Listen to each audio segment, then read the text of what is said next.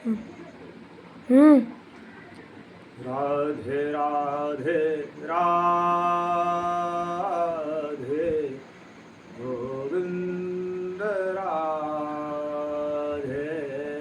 राधे राधे राधे गोविंद राधे गोविंद राधे गोपाल राधे जय राधे राधे राधे गोविंद राधे गोविंद राधे गोपाल राधे गोविंद राधे गोपाल राधे जय राधे राधे राधे गोविंद राधे जय राधे राधे राधे गोविंद राधे गोविंद राधे गोपाल राधे जय राधे राधे राधे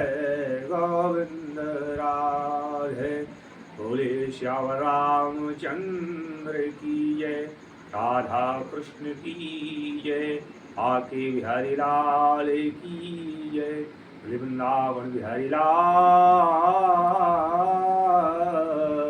की जय। प्रसंग है, एक संत जी तपस्या कर रहे थे जंगल में। उस जंगल से नारद जी निकले, देखा कि कोई संत जंगल में तपस्या कर रहा है।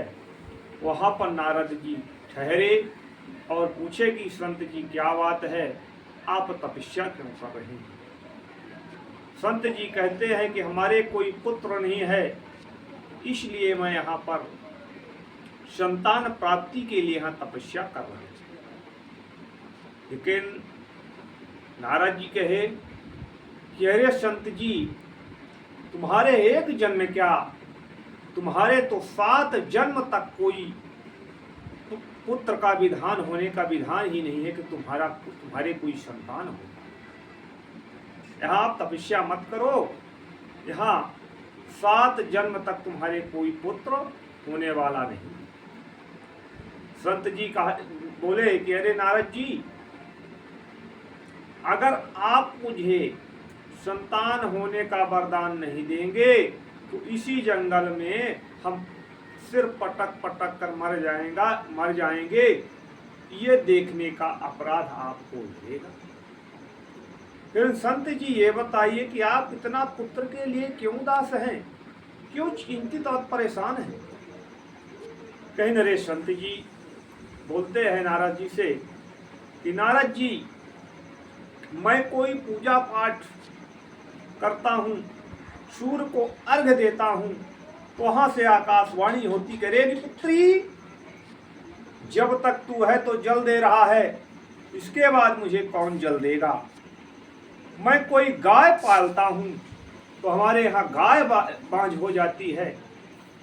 मैं किसी पेड़ को लगाता हूँ, पेड़ सूख जाता है। मैं अपने को पूर्वजनों को जल देता हूँ, जब पितृदेव आते हैं तो भी मुझे आकाशवाणी से ये कहते हैं कि अरे जब तक तू है तो मुझे पानी जल और श्राद्ध कर रहा है, और तेरे बाद कौन करेगा? इसलिए मुझे संतान की आवश्यकता है। मैं सोचता हूँ कि हमारे एक पुत्र हो जाए। नारद जी ने कहा कि अरे संत जी, आज आप रो रहे हो कि हमारे पास कोई पुत्र नहीं है।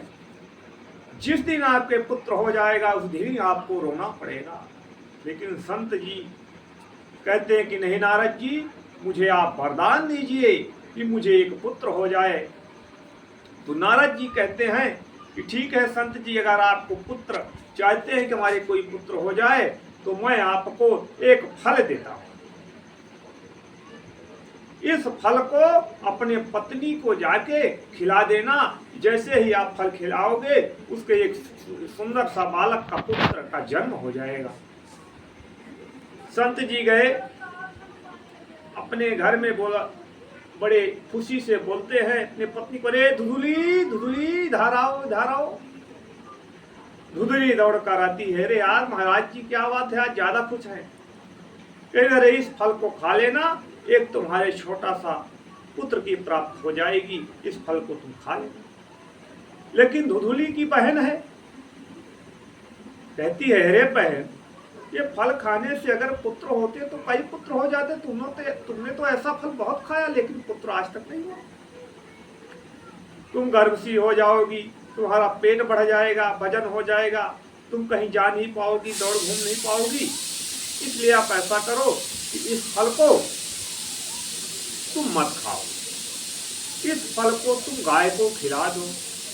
धुधुली ने वैसा ही किया, उस फल को धुधुली ने नहीं खाया, उस फल को गाय को खिला दिया। 9 महीने बाद गाय के पेट से एक सुंदर बालक का जन्म हुआ। जब जन्म हुआ तो देखा कि पूरा शरीर जो है तो मानव जैसा है, लेकिन उसके जो कान थे तो बड़े बड़े थे। तो कहीं इसका नाम क्या होगा? तो बोले कि इसका नाम गोकर्ण होगा। तो जो गाय के पेट से बच्चे का जन्म हुआ तो उसका नाम हो गया गोकर्ण। तो गोकर्ण उसका नाम पड़ा। बढ़िया। इसके बाद कहीं इसका नाम क्या होगा? अरे कहीं जब मेरा नाम धुंधुली है तो हमारे पुत्र का नाम धुंधकारी होगा। जब 7 दिन भागवत कथा होती है, उस बांस के कांट को लगाया जाता है, उसमें नारियल रखी जाती है, तो उसमें धुंधकारी का निवास होता है। जब श्रीमद् भागवत हुई, उस धुंधकारी को वहीं पर बांस का जो बनाया जाता है उसको गाड़ा जाता है, तो एक दिन में एक एक गांठ फटी। 7 दिन में 7 गांठ फट गई।